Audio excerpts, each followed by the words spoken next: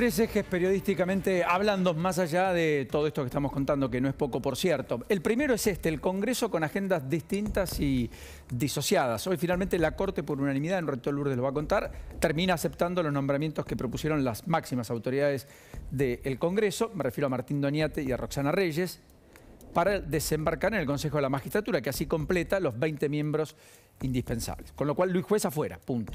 Tema resuelto, cerrado. Ahora, más allá de eso que lo entretuvo al Congreso durante mucho tiempo, lo cierto es que el Congreso ha validado solo una ley, que es la del acuerdo con el fondo, y todo el resto han sido medias sanciones que no encuentran correlato en la otra Cámara y por lo tanto no se convierten en ley.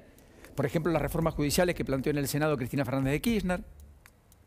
Por ejemplo, algunos proyectos que se votaron en diputados pero que no terminaron siendo validados aún en el Senado.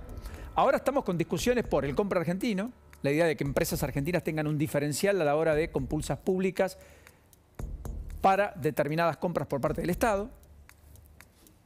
Algunos ven alguna mano negra allí. Lo cierto es que es habitual que los países fomenten a que las propias empresas del país sean las que tengan alguna ventaja para hacer determinadas obras. El tema de la ley de alquileres. Fíjense lo que es la ley de alquileres, que yo creo que es el botón de muestra más significativo. Todos en campaña el año pasado dijeron que era una mala ley, que había que cambiarla y que lo primero que iban a hacer cuando lleguen al Congreso era reformarla. ¿Se acuerdan? Las elecciones se produjeron hace 8 meses. 8 meses después, no tenemos todavía nueva ley de alquileres. Es más, tenemos 3 dictámenes disociados también entre ellos, utilizo el término, lejanos, hasta encontrados, y con difícil resolución en el corto plazo. Hay que ver si se alumbra un dictamen para elevarlo al recinto, si eso ocurre para este jueves, si queda para la semana próxima. Después vendrá todo el debate en el Senado. En el mientras tanto, como todo el mundo pensó, supuso, creyó que esto iba a ser modificado, el mercado entró en una especie de letargo. Y un no movilizarse, un no hacer nada hasta la decisión que todavía no llegó. Y que la política le debe a buena parte de la sociedad, que la está interpelando, que ve cómo entre ellos se pelean por cuotapartes de poder, porque lo que hay es una discusión de poder, no solo una discusión en términos de si me gusta más tal o cual cosa. Cada uno busca un posicionamiento mejor de cara al 2023, porque todo el mundo piensa en 2023, más allá de que falta un año y medio. Y esta es una novedosa ingeniería en la Argentina en términos políticos que está atentando contra el sistema desde adentro del sistema. Porque están los que batallan contra el sistema que evidentemente les está produciendo daños al sistema, por todas las falencias que el sistema tiene. Por izquierda y por derecha, advierto. Pero también está el sistema que se autoinflige daños cada vez de manera más visibles. Por ejemplo, no poder sintetizar respuestas que la propia política se había comprometido a hacer. Y esto es lo que estamos observando, que en un año no electoral, donde se supone que ciertas discusiones quedan al margen y que por tanto la construcción de consenso es más posible, ni siquiera en ese año no electoral se está pudiendo llevar adelante y a la práctica. Y básicamente la primera responsabilidad está en el gobierno.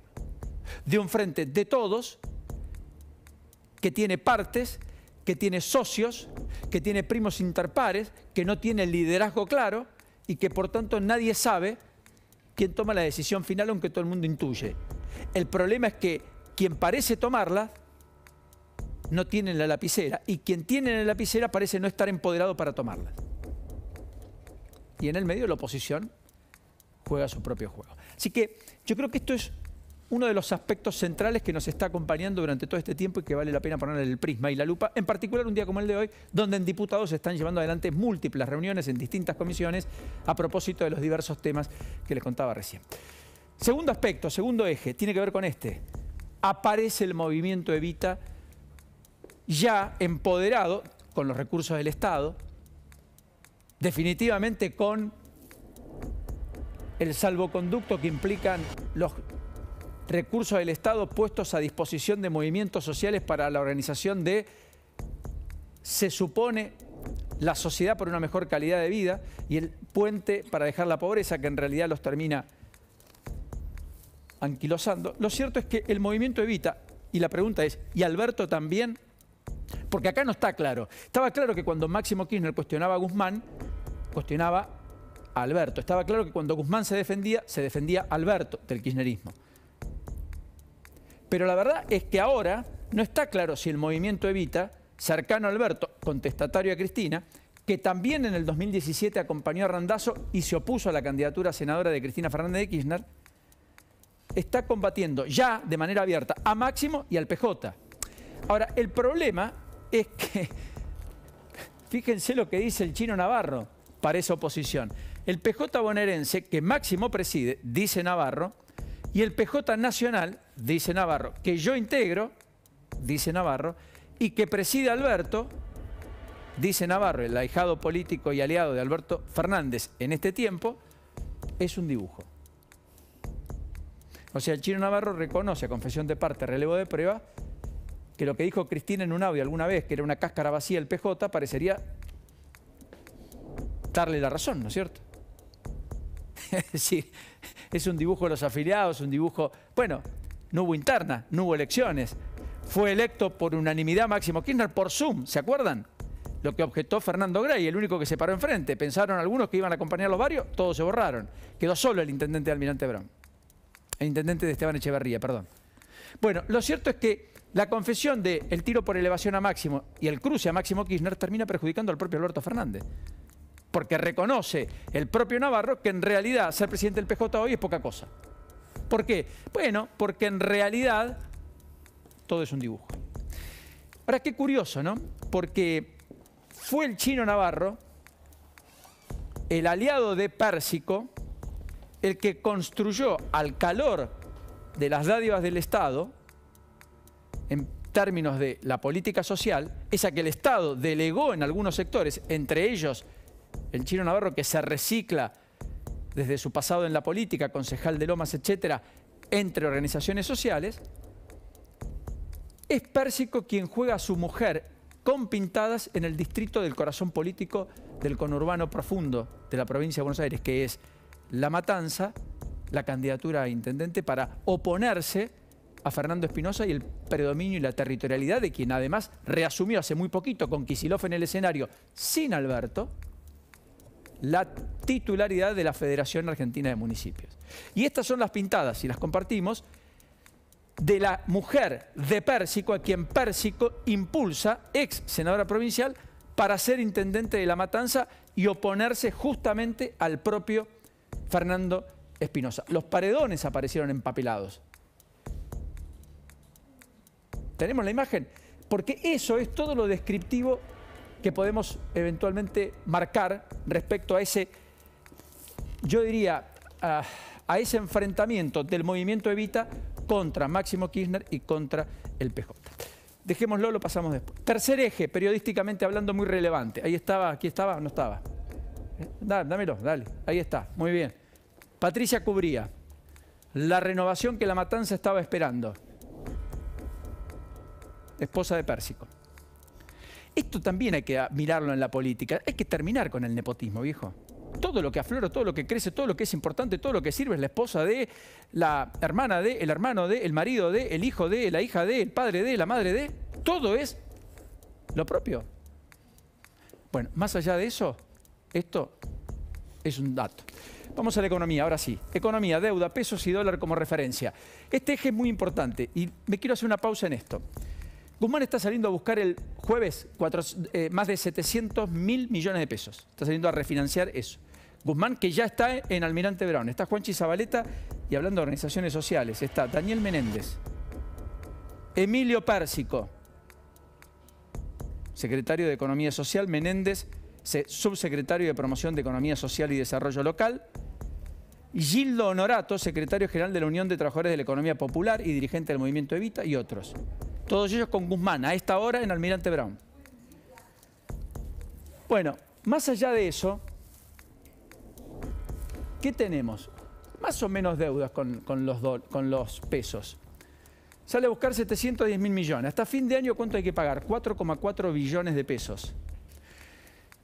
4,4 billones de pesos. ¿Hay que pagarlos? No, se pueden refinanciar, como va a ser con 700.000 que vencen durante las 2 semanas que restan del mes de mayo. El problema es que en abril a Guzmán por primera vez no le prestó el mercado toda la plata que fue a buscar. Por primera vez. No ocurría desde agosto del 2021. Algún ruido hay. Y eso que aumentó la tasa, la aumentó 5 veces en lo que va del año. Es decir, le paga cada vez más a los bancos que le dan el financiamiento a Guzmán, inversores institucionales que le prestan la plata a Guzmán porque creen que así conserva parte del ahorro o porque hacen una inversión mejor y más segura que la que harían haciendo otra cosa. La verdad es que hoy, por cada peso que los bancos le prestan al sector privado, por cada peso que le dan a cualquiera de los que está observando y que tiene un emprendimiento y que va a buscar plata, financiamiento, y si lo consigue, obtiene esos fondos, hay 5 pesos con 70 que se destinan a financiar al Estado. O sea, hoy el Estado está absorbiendo por cada peso del sector privado 5 pesos con 70. Es una ecuación que en el resto del mundo es a la inversa. El sector privado absorbe 5 pesos y el Estado se queda con 1. Porque el Estado es el que es sano, el que es equilibrado, el que tiene poca deuda y el que fomenta que el desarrollo del sector privado y que la plata de los bancos estén para que la empresa se desarrolle, cree inversiones, cree puestos de trabajo, trabajo genuino, etcétera, etcétera. Así que esto ya está mal. Por supuesto que no es solo Guzmán, pero Guzmán ha contribuido a esto. Porque Guzmán le está pidiendo cada vez más al mercado. Y si no, miren las tortas o los gráficos de la deuda. Esta es a diciembre del 2019. Asume Alberto Fernández. 8% dólar link. O sea, eran emisiones en pesos que ajustaban con el dólar oficial, en virtud de que la perspectiva era una fuerte devaluación, que ya había ocurrido, que se iba a profundizar. Algunos empezaron a solo tomar deuda con ese incentivo. A tasa variable, el 12%. Nadie quería tasa fija porque la inflación fue del 53% en el 2019. Era muy alta, recontra alta, como la que teníamos o la tuvimos el año pasado. Después, a tasa fija, el 38%, casi un remanente antes de la crisis. Y el SER, o sea, ajustado por inflación, 43%. O sea, al Estado ya le prestaban o ajustado por inflación o a dólar link, es decir, ajustado por la devaluación eventual del dólar oficial, o efectivamente a tasa variable. ¿Qué pasó en diciembre del 2020? Primer año de la pandemia. No cambió mucho, pero 3 de cada 4 pesos que el Estado tomaba, los tomaba o estaba vinculado al SER. En un mundo sin inflación, pero donde la Argentina tuvo el 35% de inflación. 2020. Fuerte esa razón. El que le prestaba al Estado le prestaba ajustando a la inflación. ¿Qué pasa en diciembre del 2021? Empieza a salir la economía, se mantiene eso y a tasa fija es el 16% nada más. Solo 1 de cada 7 pesos le prestan al Estado a tasa fija. 7% dólar link, 2% a tasa variable. Y el último, diciembre 2020, ese es diciembre de 2021, está bien. Diciembre del 2022, ¿cómo es la proyección? Cada vez más ajustado a esto, al SER, o sea, a inflación. Y dólar link, devaluación oficial, que sabe todo el mundo que el gobierno trata de retrasar ahora porque hay que anclar precio y por lo tanto trata de modificarlo lo mínimo indispensable. Tasa fija, solo el 15%, que es la torta que más se ha reducido. ¿Cuánto aumentó la deuda pública en la Argentina en el primer trimestre del año? Más de 13.000 millones de dólares. Perdón, vos me preguntarás, ¿cómo aumentó la deuda en 13.000 millones de dólares en el primer trimestre de este año? Claro, porque como el déficit fiscal sigue, nosotros estamos en estos problemas. Quiero leerles.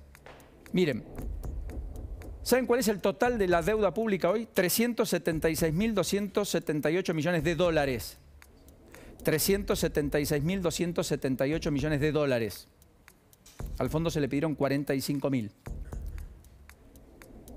Primer trimestre, ¿en cuánto creció? El stock de deuda pública, información oficial, en 13.045 millones de dólares. Y en los últimos 12 meses, el último año, marzo 2021, marzo 2022, creció en más de 40.760 millones de dólares. ¿Cuánto? Sí, más de 40.700 millones de dólares el último año. 31% de la deuda actualmente está en pago normal, en moneda local. 69% en moneda extranjera, también regularizada. 99% de la deuda argentina está hoy regularizada. 72% de la deuda bruta, casi 3 de cada 4 dólares que se deben, corresponden a títulos y letras del Tesoro Nacional. 21% a obligaciones con acreedores externos oficiales. Ahí está el Fondo Monetario Internacional, el Banco Mundial, el BID, etcétera, etcétera. Adelantos transitorios, el 6%. ¿Qué son adelantos transitorios? Lo que le da el Banco Central. ¿Cuánto le dio el Banco Central en lo que va del año? Más de 200.000 millones de pesos. 166.000 en las últimas 2 semanas. La semana pasada le dio 85.000 millones más. Lo vamos a conocer el jueves. Y el 1% restante en distintos instrumentos. Eso es el total de la deuda. ¿Qué es lo que empieza el mercado a ver? Que la economía tiene una encrucijada muy difícil de resolver. Tiene una deuda creciente, tiene muchos pesos